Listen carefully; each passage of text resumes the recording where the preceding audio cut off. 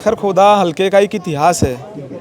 चाहे कृष्णा के लावत जी थी, चाहे हमारे सुखबीर जी थे, चाहे पदम जी थे, वो 2 बार हार के तीसरी बार एमएलए बने थे।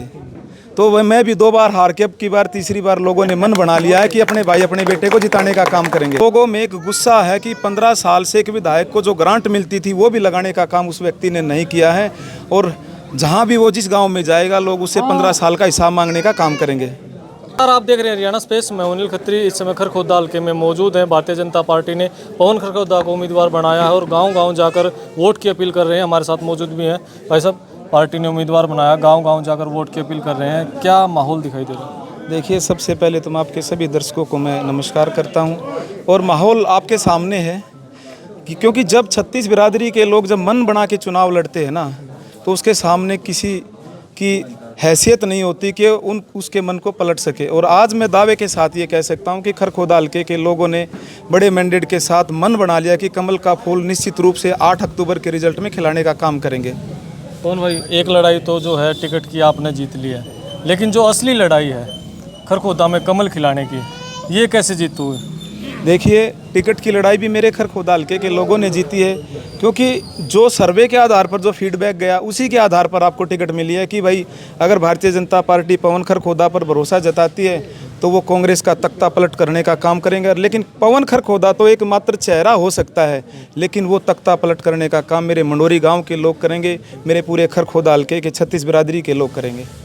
लेकिन खरखोदा हल्के की बात करें, लगातार जो 3 बार विधायक है और चौथी बार भी पार्टी ने उसी को उम्मीदवार बनाया है। जी। और भूपेंद्र सिंह हुड्डा भी यहाँ वोट मांगने आएंगे।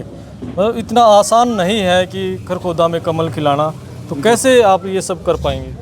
देखिए, पिछली बार खरखोदा, मैं अपनी बात करूँ, पवन खरखोदा मात्र 617 वोट का मार्जिन आप मान के चलिए, तो लेकिन अब की बार तो खुद कांग्रेस के लोग ही उस व्यक्ति के खिलाफ हैं। 53 तो वो खुद कैंडिडेट जो आप यहाँ के स्थानीय थे, जिनको मारने का काम कांग्रेस के लोगों ने किया। और लोगों में एक गुस्सा है कि 15 साल से एक विधायक को जो ग्रांट मिलती थी वो भी लगाने का काम उस व्यक्ति ने नहीं किया है, और जहाँ भी वो जिस गाँव में जाएगा लोग उससे 15 साल का हिसाब मांगने का काम करेंगे। जो पहला चुनाव आपने लड़ा और उसके बाद जो दूसरा चुनाव आपने लड़ा, तो दूसरे में काफ़ी नज़दीक पहुंच गए थे आप।